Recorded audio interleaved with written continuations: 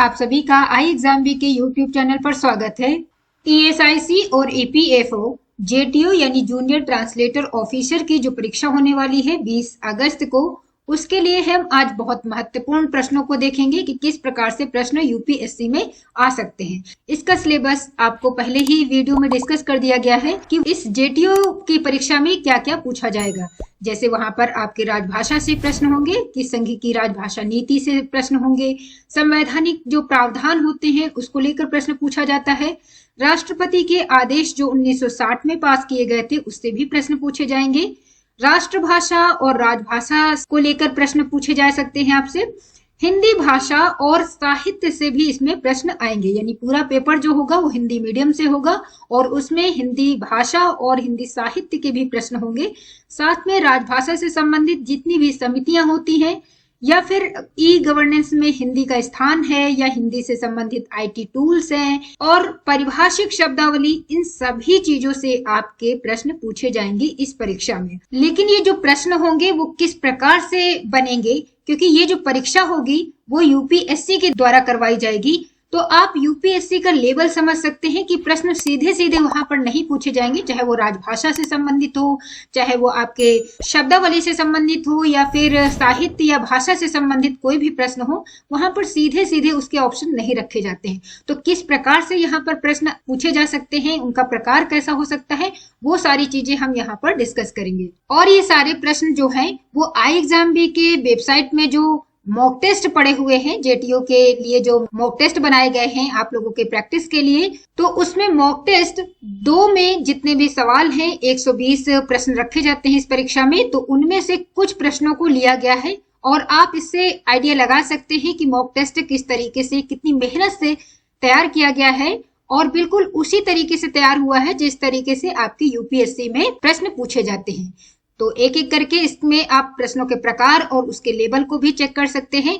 जैसे कि एक प्रश्न है जो कि क्वेश्चन नंबर 2 में रखा गया है, मॉक टेस्ट 2 में, सूची 1 को सूची 2 से सुमेलित कीजिए और सूचियों के नीचे दिए गए कूट का प्रयोग कर सही उत्तर चुनिए। तो ये जो प्रश्न है आप देख सकते हैं कि साहित्य से संबंधित है, क्योंकि इसमें रचना और रचनाकार के नाम दिए हुए हैं और इसका आपको सूची 1 से सूची 2 में जो सही मिलान है उसको करना है और उसके बाद इन ऑप्शन में कौन सा विकल्प सही होगा वो चीज आपको बताना है। यानी क्वेश्चन तो सीधे सीधे साहित्य से है, लेकिन प्रश्नों का जो लेवल है वो देखिए कि किस तरीके से, अगर जरा सी मिस्टेक होगी यहाँ पर मैच करने में और ऑप्शन में अगर आपने ध्यान से नहीं देखा तो वो गलत हो सकता है। तो इस बड़ी सावधानी के साथ ऐसे प्रश्नों को किया जाता है। अब इसमें देखिए एक तरफ रचना लिखी हुई है, एक तरफ रचनाकार है। तो पहली रचना जो है वो कवितावली है। कवितावली जो लिखा गया है वो तुलसीदास के द्वारा लिखी गई है। रामचंद्रिका जो है वो केशव प्रसाद की रचना है। साहित्य लहरी जो है वो सूरदास के द्वारा लिखी गई है और पद्मावत आप जानते हैं जायसी के द्वारा, मलिक मोहम्मद जायसी के द्वारा लिखी गई है। तो इस तरीके से यहाँ पर पहले का चौथा होगा, तो किस स्थान पर पहले का चौथा लिखा हुआ है ये आपका ऑप्शन डी है। दूसरे का तीसरा होगा, दूसरे का तीसरा भी यहाँ पर लिखा हुआ है। साहित्य लहरी का दूसरा होगा, तो यहाँ पर ये ऑप्शन आपका चौथा सही होगा। तो इस प्रकार से इस प्रश्न का उत्तर विकल्प डी होगा, जिसमें आप देख सकते हैं। अब इसमें भाषा से संबंधित यानी हिंदी व्याकरण से भी संबंधित बहुत सारे प्रश्न पूछे जाते हैं। तो यहाँ पर अशुद्ध शब्द और शुद्ध शब्द का मिलान भी पूछा गया है और प्रश्न है कि निम्नलिखित में से कौन सा सुमेलित युग्म नहीं है, यानी सही जोड़ा उसका नहीं है। तो अंताक्षरी यहाँ पर अशुद्ध है एक तरफ शब्द और एक तरफ शुद्ध शब्द लिखे हैं, तो अंताक्षरी बिल्कुल सही है। अशुद्ध शब्द इस तरीके से होता है लेकिन इसका शुद्ध रूप होता है अंताक्षरी। सामर्थ्य शब्द नहीं होता है, सही शब्द होता है सामर्थ्य। मानवर जो शब्द होता है वो गलत होता है और अशुद्ध शब्द है, बिल्कुल सही है। और मान्यवर इसका शुद्ध रूप होता है।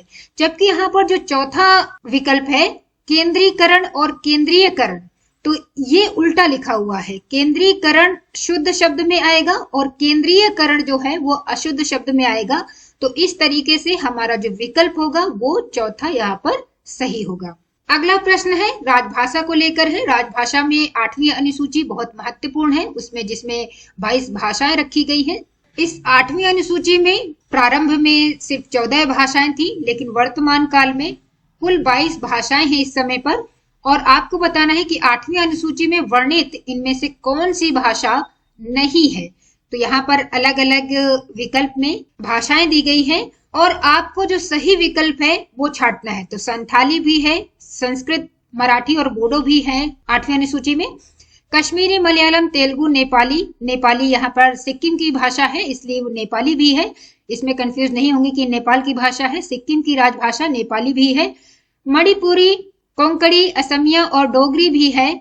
जबकि मगही शब्द जो यहाँ पर लिखा है वो बिहार की एक भाषा है, बोली कह सकते हैं आप। तो ये 8वीं अनुसूची में नहीं है। जबकि पंजाबी, कन्नड़, उड़िया ये हैं सारी भाषाएं। तो मगही की जगह जो भाषा जुड़ी हुई है वो है मैथिली। तो इसका सही विकल्प हो जाएगा चौथा, क्योंकि बताना था कि कौन सी भाषा उसमें नहीं है। तो यहाँ पर मगही जो भाषा है वो नहीं है। इसके बाद अगले प्रश्न को देखते हैं। अगले प्रश्न में हिंदी व्याकरण से संबंधित प्रश्न है। यहाँ पर यूपीएससी में वर्णों से भी प्रश्न पूछे जाएंगे। वर्ण कितने प्रकार के होते हैं उनका ज्ञान होना चाहिए, व्यंजन कितने प्रकार के होते हैं और व्यंजन कौन कौन से किस नाम से जाने जाते हैं, ये सारे प्रश्न यहाँ पर यूपीएससी में पूछा जाता है। तो इसको बहुत लाइटली आप लोगों को नहीं लेना है, वर्णों के बारे में भी आपको ज्ञान रखना है।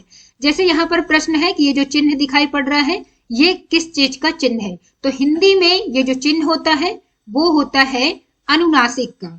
चंद्र बिंदु जो है वो अनुनासिक का होता है, जबकि अनुस्वार जो होता है वो सिर्फ बिंदु होता है। हिंदी में जब हम वर्णमाला पढ़ते हैं तो वर्ण दो प्रकार के होते हैं, एक तो स्वर होता है और दूसरा होता है व्यंजन। जब हम स्वर पढ़ते हैं तो स्वर की संख्या पढ़ते हैं कि संख्या कितनी है इसकी, 11 होती है। और ये जो स्वर है वो है आ से लेकर आ तक, उनकी संख्या 11 हो जाती है। उसके बाद भी हम देखते हैं कि अंक और आहा ये वाले वर्ण वहां पर लिखे होते हैं, स्वर जहां पर होते हैं। अब इन वर्णों को, ये जो दो वर्ण हैं इनको कहा जाता है अयोगवाह और ये स्वर में नहीं रखे जाते हैं, ये स्वर से भिन्न है। जिसमें से ये जो अंक है इसको हम अनुस्वार कहते हैं, यानी जो बिंदु है वो अनुस्वार कहलाती है। और ये जो दो बिंदु है उसे हम कहते हैं विसर्ग। तो इस प्रकार से अनुस्वार सिर्फ बिंदु होता है और ये मात्रा का, विसर्ग आप जानते हैं कि ये विसर्ग की होती है। यहाँ पर दो बिंदु लगे होते हैं जिस शब्द में, वो विसर्ग का चिन्ह होता है।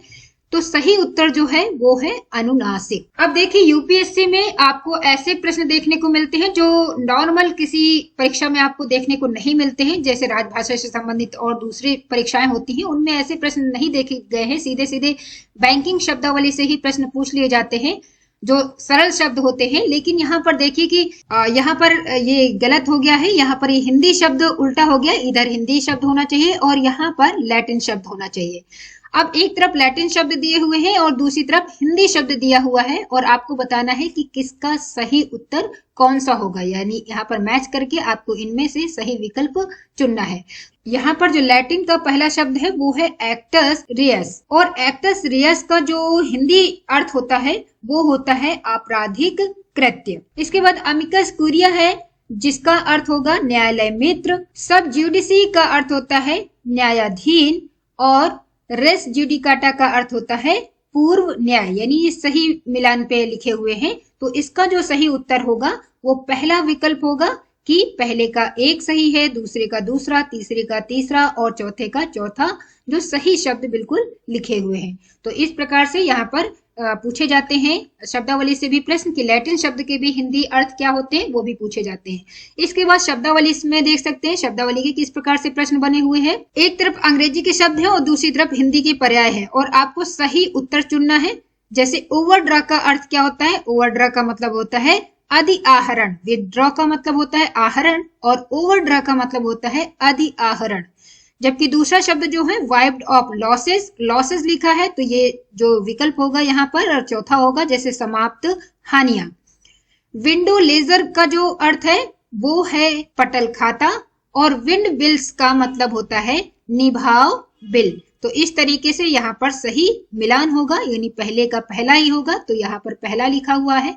इसके बाद दूसरे का जो है वो चौथा है, यहाँ पर चौथा भी लिखा हुआ है और तीसरा जो है तीसरे का तीसरे से मिलान है और चौथे का जो मिलान है वो दूसरा सही है। तो इस प्रकार से इसका विकल्प जो है वो पहला विकल्प सही उत्तर होगा। तो आपने यहाँ देखा कि किस प्रकार से इस परीक्षा में आपसे प्रश्न पूछे जाएंगे, यानी प्रश्नों में वही सारी चीजें पूछी जाएंगी जो आपको सिलेबस में दिया गया है, लेकिन उसको कुछ थोड़ा सा इस तरीके से लेंदी बना दिया जाता है कि आपको टाइम ज्यादा लगे या थोड़ी सी लापरवाही हो तो आपका उत्तर जो है वो गलत हो सकता है। तो इन चीजों का आपको प्रैक्टिस बहुत करना जरूरी है। और इसी प्रैक्टिस के लिए आई एग्जाम बी के द्वारा इस परीक्षा के लिए 5 मॉक टेस्ट बनाए गए हैं जिसमें आप प्रैक्टिस कर सकते हैं। और ये 5 मॉक टेस्ट जो हैं वो हमारे सभी यूजर्स के लिए फ्री होंगे जो कि आरबीआई, नाबार्ड या आईबीपीएस एसओ में एनरोल अपने आप को कराया होगा, उन सभी को ये फ्री दिए जाएंगे ताकि वो इससे प्रैक्टिस कर सके। और इन सभी मॉक टेस्ट में बिल्कुल उसी तरीके से प्रश्नों को रखने का प्रयास किया गया है जो कि यूपीएससी जिस तरीके के पैटर्न को फॉलो करता है। और आईबीपीएस एसओ लॉ या राजभाषा के लिए एक प्रीलिम टेस्ट यहाँ पर करवाया जा रहा है जिसकी टेस्ट डेट जो है वो है 30 जुलाई, यानी 30 जुलाई को ये टेस्ट होने वाला है। इसमें आप फ्री रजिस्ट्रेशन करवा सकते हैं और इसकी रजिस्ट्रेशन की डेट जो है वो 29 जुलाई तक ओपन रहेगी, तब तक आप रजिस्ट्रेशन करवा सकते हैं क्योंकि 30 को इसका टेस्ट है। और यहाँ इस टेस्ट को अटेम्प्ट करने के बाद यदि आपके अच्छे नंबर आए तो आपको सरप्राइज गिफ्ट भी मिलने वाला है। तो यदि आप इस सरप्राइज गिफ्ट का लाभ उठाना चाहते हैं तो आप इसमें एनरोल कर सकते हैं, रजिस्ट्रेशन करवा सकते हैं और इस टेस्ट को दे सकते हैं। टेस्ट जो होगा वो जीए, रीजनिंग और इंग्लिश का होगा जिसमें 25 क्वेश्चन जीए से होंगे और 25 क्वेश्चन रीजनिंग से होंगे जबकि 15 क्वेश्चन सिर्फ इंग्लिश से होंगे। समय जो है वो आपका 1 घंटे का रखा जाएगा। तो अगर आप इस अवसर का लाभ उठाना चाहते हैं तो आप 29 तारीख से पहले इसमें रजिस्ट्रेशन अवश्य करवाएं। और यदि आप इस टेस्ट के बारे में या आईबीपीएस एसओ के कोर्स के बारे में या फिर आप जेटीओ से संबंधित जो मॉक टेस्ट है उसके बारे में किसी प्रकार की जानकारी प्राप्त करना चाहते हैं तो आप इस नंबर में भी कांटेक्ट कर सकते हैं। नंबर है 9205524028 या फिर हमें मेल भी लिख सकते हैं।